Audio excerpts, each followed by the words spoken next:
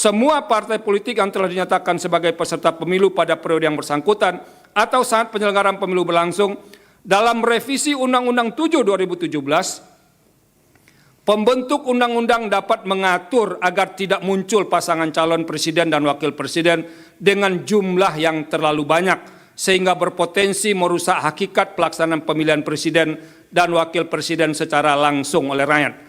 Sekalipun secara konstitusional terdapat ketentuan pasal 6 ayat 4 Undang-Undang Dasar RI tahun 1945 yang pada pokoknya telah mengantisipasi kemungkinan terjadinya pemilu presiden dan wakil presiden putaran kedua, jumlah pasangan calon presiden dan wakil presiden yang terlalu banyak belum menjamin berdampak positif bagi perkembangan dan keberlangsungan proses dan praktek demokrasi presidensial Indonesia.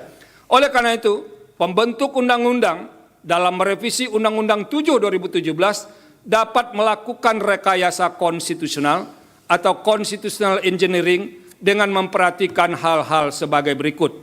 1. Semua partai politik peserta pemilu berhak mengusulkan pasangan calon presiden dan wakil presiden. 2. Pengusulan pasangan calon presiden dan wakil presiden oleh partai politik atau gabungan partai politik peserta pemilu tidak didasarkan pada persentase jumlah kursi di DPR atau perolehan suara sah secara nasional. 3. Dalam mengusulkan pasangan calon presiden dan wakil presiden, partai politik peserta pemilu dapat bergabung sepanjang gabungan partai politik peserta pemilu tersebut tidak menyebabkan dominasi partai politik atau gabungan partai politik sehingga menyebabkan terbatasnya pasangan calon presiden dan wakil presiden serta terbatasnya pilihan pemilih. 4. Partai politik peserta pemilu yang tidak mengusulkan pasangan calon presiden dan wakil presiden dikenakan sanksi larangan mengikuti pemilu periode berikutnya. Dan yang kelima, perumusan rekayasa konstitusional dimaksud termasuk perubahan Undang-Undang 7 2017 melibatkan partisipasi semua pihak yang memiliki perhatian atau concern terhadap penyelenggaraan pemilu, termasuk partai politik yang tidak memperoleh kursi di DPR dengan menerapkan prinsip partisipasi publik yang bermakna, meaningful participation. Menimbang bahwa berdasarkan seluruh dan pertimbangan hukum di atas, telah ternyata ketentuan pasal 22 Undang-Undang 7 2017 tidak sejalan dengan prinsip persamaan kedudukan dalam hukum dan pemerintahan, hak memperjuangkan diri secara kolektif, serta kepastian hukum yang adil sesuai dengan pasal 27 ayat 1, pasal 22C ayat 2, pasal 28D ayat 1, pasal 28I ayat 2 Undang-Undang Dasar NRI tahun 1945 sebagaimana yang didalilkan oleh para pemohon. Dengan demikian, dalil pemohon adalah beralasan menurut hukum untuk seluruhnya. Menimbang bahwa terhadap hal-hal lain tidak dipertimbangkan lebih lanjut karena dinilai tidak ada relevansinya. Konklusi, berdasarkan penilaian atas fakta dan hukum sebagaimana diuraikan di atas, Mahkamah berkesimpulan 4.1, 4.2, 4.3 dianggap telah diucapkan. Berdasarkan Undang-Undang Dasar NRI tahun 1945, Undang-Undang 24 tahun 2003 tentang Mahkamah Konstitusi dan selanjutnya dianggap telah diucapkan. Amar putusan mengadili. 1. Mengabulkan permohonan para pemohon untuk seluruhnya. 2. Menyatakan norma pasal 222 Undang-Undang Nomor 7 Tahun 2017 tentang Pemilihan Umum Lembaran Negara Republik Indonesia tahun 2017 nomor 182 tambahan Lembaran Negara Republik Indonesia nomor 6109 bertentangan dengan Undang-Undang Dasar Negara Republik Indonesia tahun 1945 dan tidak mempunyai kekuatan hukum mengikat. 3. Memerintahkan pemuatan putusan ini dalam Berita Negara Republik Indonesia sebagaimana mestinya. Terhadap putusan Mahkamah Agung terdapat 2 hakim yang berpendapat berbeda, yaitu Hakim Konstitusi Anwar Osman dan Hakim Konstitusi Daniel Yusmik Pepoe, bahwa dissenting dimaksud tidak dianggap diucapkan, namun pada pokoknya 2 hakim tersebut berpendapat bahwa para pemohon tidak memiliki kedudukan hukum atau legal standing, sehingga seharusnya Mahkamah tidak melanjutkan pemeriksaan pada pokok permohonan.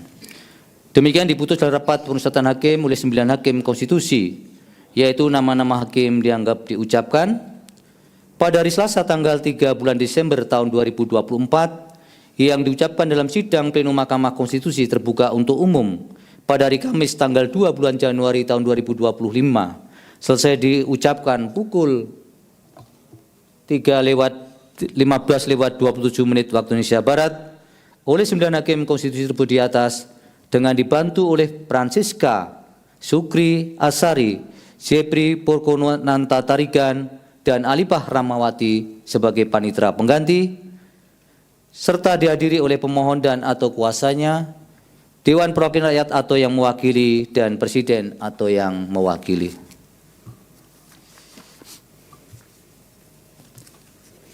Dilanjutkan dengan pengucapan putusan untuk 3 nomor ini. Nomor 129, 87, dan 101. Tapi secara faktual, secara real, bahwa masing-masing putusannya terpisah, ini hanya untuk mempermudah cara baca saja. Putusan nomor 129 garis miring PU garis datar 21 Romawi garis miring 2023. Nomor 87 garis miring PU garis datar 22 Romawi garis miring 2024. Dan nomor 101 garis miring PU garis datar 22 Romawi garis miring 2024. Demi keadilan berdasarkan ketuhanan Yang Maha Esa, Mahkamah Konstitusi Republik Indonesia yang mengadili perkara konstitusi pada tingkat pertama dan terakhir menjatuhkan putusan dalam perkara pengujian Undang-Undang Nomor 7 Tahun 2017 tentang Pemilihan Umum terhadap Undang-Undang Dasar Negara Republik Indonesia tahun 1945 yang diajukan oleh pemohon perkara nomor 129 2023 Gugum Ridho Putra berdasarkan surat kuasa khusus bertanggal 18 September 2023 memberi kuasa kepada M. Iqbal Sumarlan Putra, SH, MH, dan kawan-kawan. Pemirsa, Mahkamah Konstitusi mengabulkan gugatan tentang syarat ambang batas pencalonan presiden atau presidential threshold 20%. Selanjutnya pasangan calon presiden dan wakil presiden bisa diusulkan oleh partai politik tanpa harus memiliki kursi di DPR. Ini diputuskan dalam sidang Mahkamah Konstitusi yang digelar hari ini, di mana MK menyatakan semua partai politik peserta pemilu memiliki kesempatan untuk mengusulkan pasangan calon presiden dan wakil presiden. Putusan dibacakan oleh Ketua MK Soehartoyo terkait perkara nomor 62 garis miring PUU 23 garis miring 2023 di Gedung MK Jakarta Pusat Kamis tadi. MK mengabulkan seluruh permohonan tersebut. Dalam pertimbangannya, pemirsa, MK menilai pengusungan pasangan calon berdasarkan ambang batas terbukti tidak efektif, menyederhanakan jumlah partai politik peserta pemilu. MK juga menilai besaran ambang batas lebih menguntungkan partai politik yang memiliki kursi di DPR.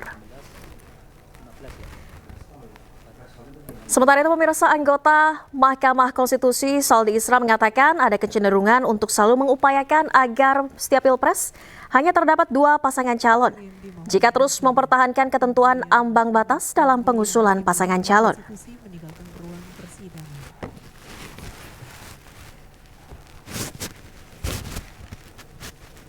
Dan pemirsa, untuk membahasnya kita telah terhubung dengan pakar hukum tata negara Ferry Amsari. Selamat sore, Bung Ferry. Sore Mbak Nadia. Ya, Bung Ferry, dengan putusan penghapusan ambang batas 20% dan semua parpol bisa mengajukan calon presiden ini, tanggapan Anda seperti apa? Apa implikasinya nanti? Ya, pertama ini putusan pertama Mahkamah mematuhi kehendak Undang-Undang Dasar 1945 ya, pasal 6A ayat 2, di mana memang tidak ada ambang batas pencalonan presiden.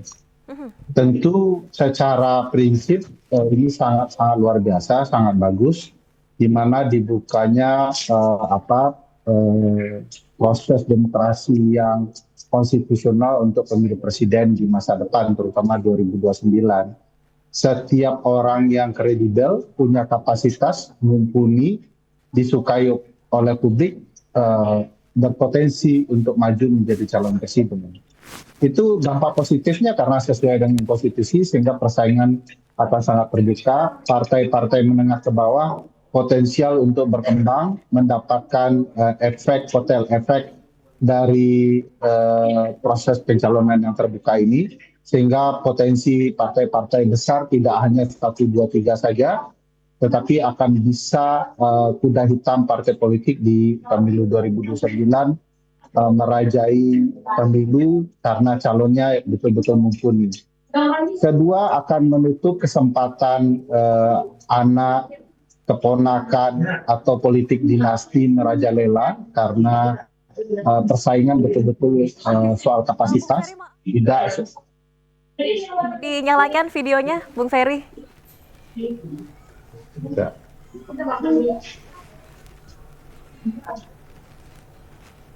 Sudah nyala ya? Oke, siap. Ya, jadi sangat potensial menekan politik dinasti yang tidak sehat sehingga persaingan jauh lebih terbuka gitu ya. Oke. Tetapi di sisi yang lain perlu disadari ada ancaman ke depannya karena bukan tidak mungkin ya politik dinasti yang saat ini sedang berkuasa juga terbuka kemungkinannya untuk maju di 2029. Partai yang mendukung keluarga tertentu karena sekarang tidak disukai oleh banyak publik atau diam-diam partai tertentu tidak tertarik untuk mencalonkan mereka juga punya potensi untuk dapat perahu yang sama untuk maju di 2029. Sekali lagi ini efek samping dari demokrasi di mana semua orang bisa bersaing, tentu juga orang-orang yang jahat, orang-orang bermasalah juga bisa bersaing. Oke, Bung Ferry, ini tadi Mahkamah Konstitusi menyebutkan kalau nantinya ada 30 partai politik peserta pemilu, artinya kemungkinan juga ada 30 pasangan calon presiden dan wakil presiden. Ini benar demikian? Bisa diterapkan nanti? Ya, tidak mungkin Mbak Nadia, pengalaman kita 2004, 2009, waktu itu tidak sampai juga 30 atau 24 partai. Partai-partai kan juga berpikir mau menang ya, tentu mereka akan mencalonkan calon-calon presiden yang potensial sehingga tentu warna koalisi akan tetap ada. Cuman jumlah calon akan jauh lebih variatif, lebih banyak sehingga orang punya alternatif pilihan. Tidak monoton 2 pasangan atau 3 pasangan calon saja sehingga betul-betul ke depan kita punya orang yang kita betul-betul suka untuk kita pilih. Tidak dipaksa kita memilih atau menyukai orang gitu ya. Dan friksi antar pendukung juga akan lebih cair gitu ya, tidak keras-kerasan begitu. Nah, tapi mustahil ini akan lebih dari 10 misalnya ya. Karena pasti partai-partai ingin calon presidennya menang, dia mendapatkan dampak dari proses pencalonan itu. Kalau ada partai yang memaksa maju mencalonkan, ya belum tentu juga itu akan memenangkan pertarungan. Mereka akan mengalami kerugian, mereka akan semakin kecil. Jadi ini akan ada 2 elemen penting ya, faktor penting. 1 calon presidennya, 2 partai yang mencalonkannya. Dia tidak bisa berdiri sendiri untuk maju dan menghasilkan sesuatu di pemilihan presiden ke depan. Jadi tidak mungkin akan ada jumlah calon presiden yang melimpah. Tapi sekali lagi dalam berbagai praktik ketatanegaraan di dalam sistem presidensial, calon presiden banyak itu wajar saja. Di Amerika itu tidak pernah itu 2. 2 adalah calon presiden yang paling besar dan 2 partai besar, ya. Tapi calon presidennya di atas 5 semua itu. Oke, siapa yang paling diuntungkan dengan putusan ini, Bung Ferry, Anda melihatnya? Yang paling diuntungkan tentu saja publik, pemilih ya. Pemilih akan diuntungkan karena mereka akan punya posisi tawar yang lebih baik. Mereka bisa menentukan calon presiden apa yang paling tepat di 2029. Dan kira-kira tentu saja yang diuntungkan adalah partai politik menengah, termasuk juga partai besar ya, dalam perspektif tertentu. Partai menengah dia akan punya kesempatan mencalonkan orang yang disukai preferensinya oleh publik pemilih sehingga mereka dapat keuntungan elektoral sehingga mereka bisa berkembang menjadi partai yang lebih baik. Partai besar juga punya kesempatan untuk memajukan kader terbaiknya sehingga tidak lagi mengandalkan kepada orang di luar partai karena mereka paham ya bahwa kalau mereka mencalonkan orang di luar partai mereka rugi. Karena mungkin saja dampak elektoralnya lari ke partai atau kelompok lain. Nah, ini kesempatan bagi partai besar semakin dewasa untuk membina kadernya, politik intrapartinya juga berjalan jauh lebih baik. Gitu. Oke, Bung Ferry, ini penghapusan ambang batas semua parpol bisa mengajukan calon presiden wakil presiden sudah final atau nanti masih bisa berubah ketika DPR memutuskan sebaliknya? Tidak bisa berubah kalau DPR tidak aneh-aneh ya. Ini kan harus dipatuhi. Sifat putusan MK itu kan final and binding. Tidak boleh diubah dengan undang-undang. Nah, MK sudah menetapkan perlu memperbaiki konstitusionalitas pemilu, terutama pemilu presiden agar jauh lebih baik, dan tidak boleh oleh pembuat undang-undang diubah lagi putusan MK. Karena itu juga sia-sia, sebab MK bisa saja mengubah lagi undang-undang yang mereka buat. Jadi tidak boleh pembuat undang-undang melanggar putusan peradilan, karena itu menabrak hukum. Oke, Bung Ferry, tapi Anda melihat ini dengan semua parpol bisa mengajukan pasangan calon presiden dan wakil presiden, mekanisme penerapannya nanti seperti apa? Ya, sangat simpel itu ya, sepanjang partai itu terdaftar sebagai peserta pemilu legislatif, mereka bisa mengajukan diri, mengajukan calon presiden dan atau wakil presiden. Harus diingat Mbak Nadia kalimatnya dan atau, dia bisa mengajukan calon presidennya saja, atau wakil presidennya saja, atau presiden dan wakil presidennya sekaligus. Jadi dia bisa salah satu, bisa kedua-duanya. Dan itu yang menyebabkan terbukanya ruang koalisi antar partai untuk mencocokkan pasangan calon. Tapi juga bisa mencalonkan sendiri, baik presiden dan atau wakil presidennya, untuk memastikan perjuangan ideologi dan kehendak pemilihnya bisa tersalurkan dengan baik. Jadi mekanismenya sangat simpel dan sederhana. Sepanjang dia terdaftar, ya, mendaftar di Kumham sebagai partai politik, dan mendaftar kelayakan verifikasi partai politik sebagai peserta pileg, begitu mereka layak, mereka bisa mengajukan calon presiden. Oke, di balik keuntungan dengan mekanisme yang baru ini, penghapusan ambang batas semua parpol bisa mengajukan calon presiden dan wakil presiden. Ini kan ada keuntungan juga, masyarakat bisa dihadapkan dengan lebih banyak pilihan dan tidak ada politik dinasti, begitu tadi Anda menyebutkan. Potensi ancamannya apa saja, Bung Ferry? Ya, ancamannya begini, sekarang ada proses yang kita sebut sebagai upaya pelanggengan dinasti tertentu.